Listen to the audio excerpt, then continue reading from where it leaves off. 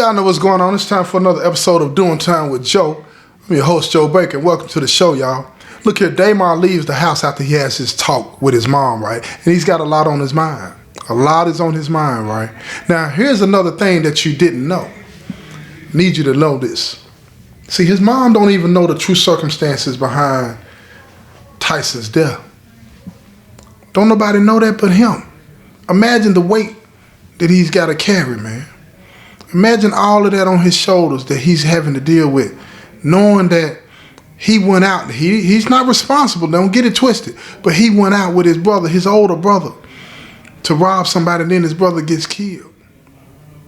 His brother gets killed.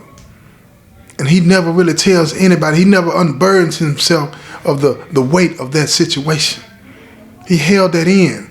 It's got to mess with you.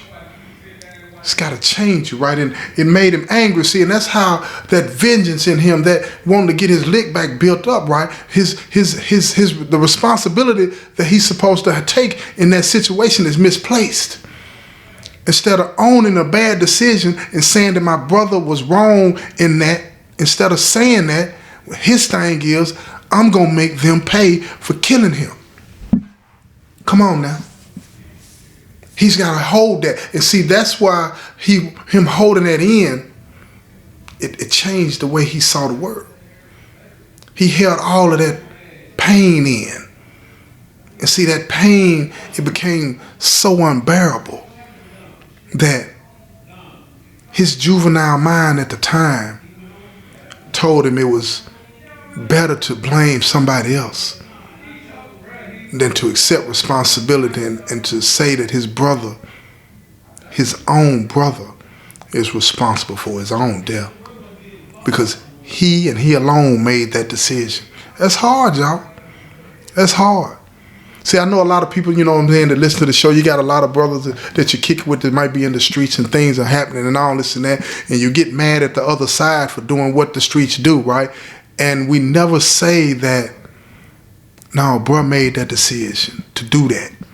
He got to own that. Got to own that. Because if we did that, it would stop it right there. As opposed to you shoot me, I shoot you. You understand? Because that's what Damon's on. He's not accepting full responsibility, even though he went to prison. Even though he went to prison, he's not accepting full responsibility for the situation that he's in now. He's letting his anger, his hurt, his pain run wild. And he wants to do something to somebody about it because he believes that it'll make the pain stop. That won't make the pain stop. But that he don't know that. See, he ain't had nobody to guide him through that maze because he never trusted anybody to help him get through that. He never trusted anybody to unburden that on. So he didn't get the kind of advice that he might have gotten. He had to rationalize in his own mind. And when you leave a juvenile to their own devices and they have no life experience, especially, you know what I'm saying, in the ways of the world and in the right thinking, then most of the time they block it out. They don't want to own that. They don't want to think that the person that they love the most made a decision that took them away. It's got to be somebody else's fault. If they wouldn't have shot him, he'd be here. They don't want to say that if bro wouldn't have went out that night, if he wouldn't have took me out that night, he wouldn't have got shot and I wouldn't have had to watch him die. He can't say that. He can't say that.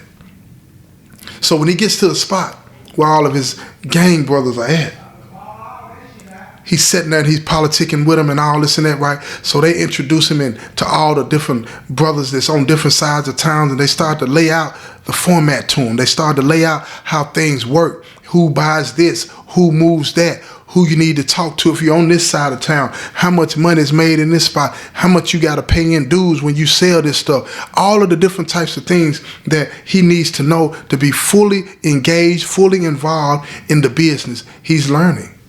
And it's a lot. But again, he's getting off on it. He's getting excited by it because this is what he does. He takes, before he got locked up, he would spend days stalking his prey. And see, this is To him, it's stalking his prey right in their face, in plain sight. They don't even know. They don't even know what he's really got going on. They don't know that him and Slim have come up with a plot to take him on. To take him on. I'm telling you now. So he's learning everything. And he starts to meet some guys that are pretty cool. Everybody's not a bad guy. Some of them are just like him, young. You know what I'm saying? Just trying to get it. Trying to make it. They chose that path. They chose that path. And he meets this one brother named David, right? David is cool as they come. Same age. Been through some stuff. But he getting it. And David takes a liking to Damon. And they kick it off. They kick it off, right? And everything is straight. They want, you know what I'm saying, to kick it and hang out together and all this and that. But see, Damon's trying to be real reserved in that because he don't want David to get too close to him because he don't really know where he's at and he don't want him to figure out anything. You know, you got to be careful because Slim told him, be careful. They slick, they smart. They're going to watch you. Even though they're going to welcome you in, they got to watch you and make sure you super straight before they open up that door. Because when they open up that door, they're going to let you know what a real stash is. They're going to give you the real business. Everything that they give you initially is just going to be surface stuff. It can't hurt them if you flip. Can't hurt them. But when they open up that door to the back room, you're going to see the real business. So that's the plot, to get to that back room. For that door to be open. For that door to be open. So he buys his time. And he kicks it with David and all this and that, right? And David tells him one night, he said, look, man, we need to go on over to the gal house, you know what I'm saying? And when Damon heard him say that, he was like, yeah, he been out a few days. He ain't even hollered at no female or nothing. You know, he had been talking to some females while he was locked up in there, right? But he's so locked in on the business, he ain't hollering no female and coming up out the penitentiary. Y'all already know what it is. Y'all already know what it is. Come on now. Come on now. So when he go over to gal house, she bad. When I say she bad, she bad. She walking around the house, she got on them booty shorts and all this and that, and things is just a jiggling. I mean, things is just a jiggling. And when he been locked up, a little bit of time that he been locked up, it was long enough because he's still young and he looking, he like everything in his whole body just lit up. Lit up. And when she walked over to him, she talking to him. On her way over to him, everybody's smacking her on her butt. And she like, quit, bro. What's wrong with you? Stop that. Don't be doing all that. Everybody laughing and all this and that. And he could see on her face that the smile that she had on her face, generic. It wasn't real. And then when she gets over to him, she's talking to him. She said, hey, how you doing? And he said, I'm doing good. She said, your name Damon? And he was like, yeah. She said, Slim told me about you. He looked at her and said, huh? She said, yeah, Slim told me about you. And he looked at her. And he said, what's your name? And she looked at him. She said, you know my name. You tell me my name. And she had this look on her face, man. Shame. Anger. Sorrow. Because she didn't want him to see her in the way that she was. She was hiding pain too. And when Damon looked at her, he saw what Slim saw in her. He looked past all of that and he saw her. And she recognized that look in his eyes, concern. So she took him by his hand and said, come with me. And they walked to the back room, and while they were walking through the crowd of other brothers that were sitting there, everybody, ooh, finna get that, finna tear that up, finna do this, finna do that. So he went on with the move. He laughing and joking and all this and that. And then she started popping that thing. I'm talking about hitting it hitting switches while she was walking through them. She's trying to make them believe that this is what's about to happen. You know what I'm saying? But at that point, Damon already knew he wasn't finna do that. Everything is a joke. Everything is an illusion in this world, y'all. It's what it looks like, not what it is. So when they get into the room, they lock the door. Click up. They sit on the bed. And she talks to him. She turns and looks at him. She talks to him. And while she's talking, she started crying. She said, I don't want to do this. And he said, no, we're not doing this. He said, Slim is my brother. And she looked up at him. And she said, he told me you were different. He was like, yeah, I'm different. She said, I still love him. He looked at her and saw the tears rolling down her face, and he told her, he still loves you too. She said, no, he don't. He don't want nothing to do with me no more. He don't want to be with me. He don't understand. He said, no, he really don't want to be with you no more. But he loves you. He ain't got to be with you to love you. He said, but what you got to do is get yourself together. She said, if I could just make him understand that I messed up. So Damar told, he said, just tell him. Tell him the whole truth. It'll make you feel better. And she said, that's easier said than done. And Damar understood that because he had some things about his life that he wasn't sharing, because it's harder to tell the truth sometimes than a lot of people put on. Because, see, when you have secrets in your life about things that embarrass you or you're ashamed about, you imagine what people are going to think of you. You imagine what people are going to say about you if they find out these things that you have created in your mind to be way worse than what they are. And he knew all too well what that felt like. But he wanted her to tell Slim the truth. Because if Slim knew that she made a mistake, he probably would take her back. Because he really, really loved her. He really cared about her. And he wanted the best for her. And 5 years wasn't a lot of time. I know a lot of people hear me say that out there and think, whoosh, 5 years is a lot of time. Look, y'all, I done that 7 times. You hear me? I done that 7 times over. And you know what? I ain't even finna play. It is a lot of time. It is a lot of time. But I've done so much time, I don't even, man, look here. My head be twisted sometimes. I look at that as 5 Christmases or 5 Thanksgivings or whatever the case may be. You know what I'm talking about? But here's the thing. Let me get back to the story. Y'all done got me all off track, thinking about them years and all this. And then, woo, I'm telling you, head spinning like a top. But look here. Here's the thing. She got these secrets that she wants to share. Because she made a mistake the first time? Yeah. She wanted to. She was lonely. She hadn't had a man to touch her in a long time. And when his brother came at her strong like he did and kissed her, in her mind she felt as though she was kissing Slim. That's what she was thinking. And her body started to react. Her body heated up. And the next thing you know, he touched her. And she melted all in his hands. And when he started to remove her clothes, she found it hard to resist that.